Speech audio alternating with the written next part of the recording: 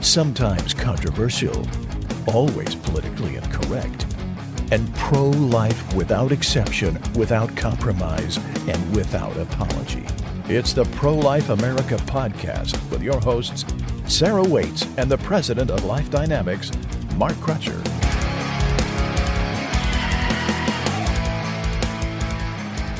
Welcome back to the Pro-Life America podcast. I'm your host, Sarah Waits, and I'm joined by my co-host, Sheila Crutcher, Mark Crutcher's daughter. Mm-hmm. Hi, everyone. Hello, everyone. Well, we have a very serious issue today, one that I'm sure is on the minds of everybody. Dominating the news. But before we get into that, we have a couple of smaller stories we want to cover. As many of you know, CVS and Walgreens announced that they plan to offer the abortion pill over the counter in states where it was legal. Right. Now, there's been a case in Las Vegas. Tamika Thomas was undergoing IVF treatment because she was trying to have another child with her husband. They wanted a big family. And she had a couple of complications from ectopic pregnancies. And she was undergoing IVF treatment. And she was prescribed medication that would apparently help kickstart her pregnancy. Now, she is pregnant, but apparently this is supposed to help. So instead of getting the intended drug, there was a mix-up, and they instead gave her the abortion pill, misoprostol, instead. And as a result, of course, she wound up losing her child or children. I don't know if it was a set of twins or... Which often happens with in vitro fertilization. The Nevada State Board of Pregnancy found that all this happened because a technician had entered a generic prescription name for misoprostol instead, and the pharmacist had missed this mistake. Now, the two pharmacists were fined and put on probation for a year, and the pharmacy itself was given a fine of $10,000, the maximum that they could be fined.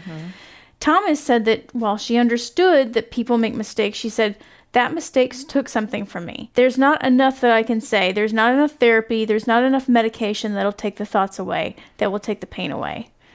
This was just absolutely heartbreaking. My heart goes out to this woman and her family. And I mean, anyone who's lost a child knows that you have lost something. It is not just a clump of cells. This is something that she cannot get back. It almost makes you wonder that maybe in a state like Texas, instead of just being fined, that they could be, charged with involuntary manslaughter. It's absolutely possible. But of course, with Las Vegas, they're not going to be charged that way. And, I kind of wonder if this is something that you may see again. I mean, abortion pills are dangerous, not only because they do kill children, which is the intended use of it, but also all the unintended side effects as well. And it's just horrible. So while we're on the topic of abortion pills, there's been something else that's come out of Russia. So for those who don't know, Russia's laws allow women to get abortion pills for free from any pharmacy without a doctor's prescription. And they have their own rules and restrictions on when abortion can happen. But Russia's Ministry of Health has announced that they will be restricting abortion pill access starting September 1st, 2024 through 2030. A doctor's prescription will be required to obtain the abortion pills at a pharmacy. Pharmacies and hospitals wishing to dispense the abortion pill must also have a special license, and they must report how many pills they have sold.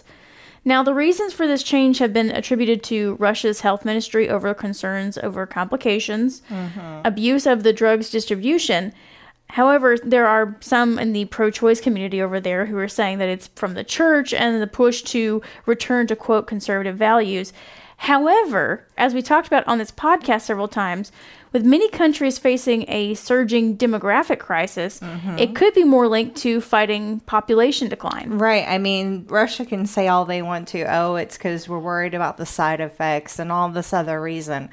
But let's be realistic. It's because of their demographic issues.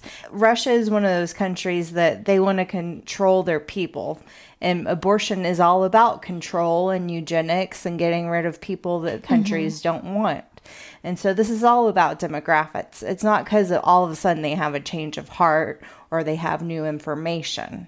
Well, Mark would always say, if we want to see what America would look like without the pro-life movement, it should look to the Soviet Union / Russia. Because in the early 1920s, the Soviet Union became the first country in the world to legalize abortion. And Mark would always talk about the findings and the studies of the consequences of that. Right. One published study discovered that the average Soviet woman would have 9 abortions during her childbearing years. Right. Other researchers documented that 90% of all first pregnancies in the Soviet Union and 60% of all subsequent pregnancies were legally aborted. And one American researcher found that in some parts of the Soviet Union, women underwent as many as 28 abortions. So the abortion rate has been high. And Health Minister Mikhail Murashko told a meeting of lawmakers in July that reducing abortion rates is a key task that they are working on. And the population decline is something that we're seeing across the board, especially in places around Europe and China, Japan, absolutely. Yeah, so I think it's more likely because of population decline. When you have legalized abortion, it opens a floodgate of more abortions, which leads to demographic issues. And like I said, this isn't a change of heart for Russia. It's a strategic thing because they're seeing what a big issue they're having demographic-wise. And speaking of other countries, I'm sure most of us know about the sad attack on Israel by Hamas this past Saturday. So far, at least 22 Americans have been killed. And but that pales in comparison. At least 1,200 Israelis. And the numbers just keep on rising. At a music festival alone, there were at least 260 Israelis who were killed. And the victim count has mostly been women and children. Like that's comprised a big bulk of it. And it's not just that they've been killed. They've been talking about babies being beheaded, hostages taken, dead women being paraded throughout the streets naked, and rape. It's absolutely atrocious. And our hearts go out to all the people around the world who have loved ones over in Israel, who are sitting there staring at their phones, waiting to hear news, and praying for the people who have been abducted, because there has been a small number of people who've been abducted by them. Right. And it's terrible, but there's something that has come out of this that I think that we really need to talk about. And that should open people's eyes. So there's an article called "Why Are All of You Silent?" I'm just going to read a couple of little small snippets of it. It said, 2 years ago, as conflict flared between Israel and Hamas in Gaza, Jews across America logged into Instagram to watch as everyone they knew posted a Free Palestine graphic. Within days, Dua Lipa, Bella Hadid, classmates, professors, and friends all became geopolitical experts with axes to grind against Israel, Zionism, and their Jewish peers. Fast forward to this weekend when Hamas terrorists launched a barbaric attack against Israel, murdering over 900 people, injuring nearly 3,000, taking 150 hostages, committing rapes, and attacking innocents in violation of every international humanitarian standard. Surely in the face of terrorism and war crimes, you'd expect people who had so much to say in 2021 to denounce these evils. But you'd be wrong, because these noble defenders of human rights are now radio silent. Well, it's actually the opposite of silent now. The very opposite. They're actually saying, oh, Israel deserves it, pro-Palestine, and blah, blah, blah. So not only are some people silent, but they're actually basically praising. Yeah. And we have seen a number of politicians remaining silent. We've seen a number of celebrities staying silent. Now, there are those who are speaking out, and some that are even denouncing others for their response. Right. Ironically, Sarah Silverman, of all people, has left and denounced the Democratic Socialists of America over their callous response and almost acceptance of the Hamas attacks. Well, the only reason she's doing that is because she herself is Jewish. I can almost guarantee if she wasn't Jewish, she would be one of those ones that was silent.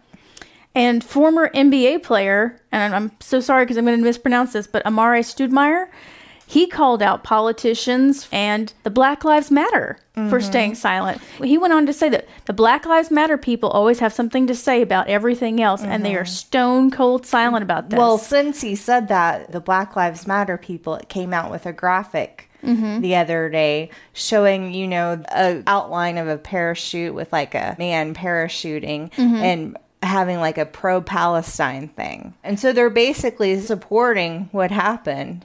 people have gotten outraged, rightfully so, absolutely, over their posts. And as far as politicians, I mean, even the White House and the Biden administration didn't release any statements until Tuesday evening. Right. There's another quote in that article, "Why Are You Silent?" And it said, "War crimes and murdered toddlers are not a complex political situation with arguments on both sides. You can support Palestinian statehood. In fact, you can have any opinion you want about the regional politics of the Middle East and still believe that jihadist terrorists abducting an 85-year-old Holocaust survivors should be condemned. Conflating these two things only gives credence to the idea that violence against Jews is politicals, violence against anyone else is unquestionably evil." I think that there's something that people are missing on this, and this is going to be an unpopular opinion because we're going to start talking about abortion. That's not to minimize what's happening here, but the unpopular reality is that when we tolerate the slaughter of the unborn child, how is it surprising?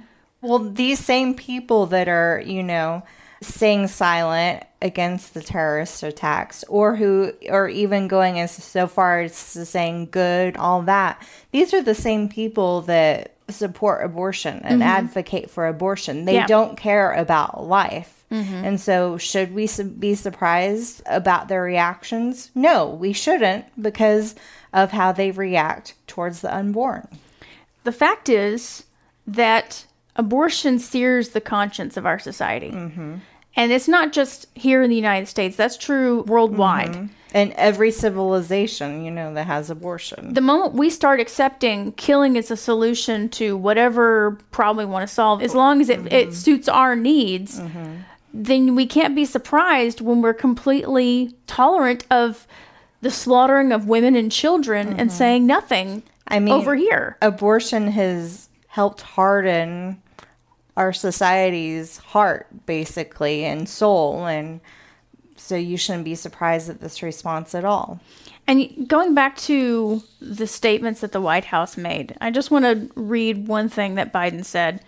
He said, "This is an act of sheer evil. More than 1,000 civilians slaughtered, not just killed, slaughtered in Israel." He goes on to say, "Parents using their bodies to try to protect their children, stomach-turning reports of babies being killed, entire families slain. The loss of innocent life is heartbreaking." I mean, this is completely accurate.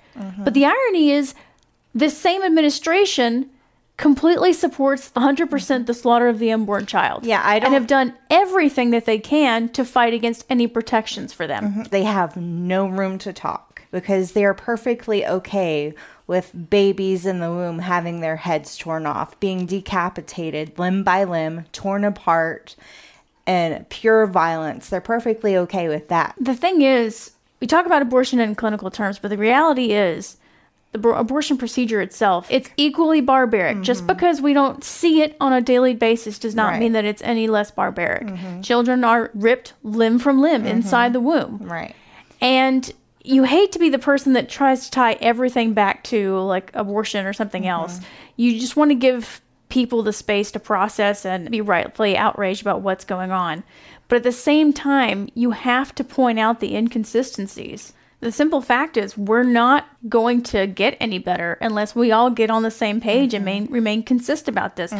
It's absolutely right when you say this shouldn't be a controversial issue not to slaughter babies. It shouldn't be a controversial thing. It shouldn't be a polarizing thing. And it shouldn't be a political thing. Don't kill babies, period. It should be something that we could agree across the aisle, Democrat, Republican, liberal, conservative. And all this reminds me of that verse in Genesis that says, "Your brother's blood is crying out to me from the ground." And anytime you see atrocious acts of evil like this, it always reminds me of that verse. Which goes along with this week's From the Mouth of Mark.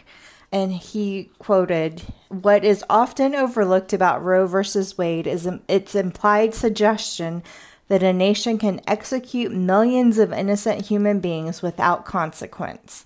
That assumption is a testament to the unfettered stupidity of man. There is always a price to pay for tolerating evil." And he was 100% right.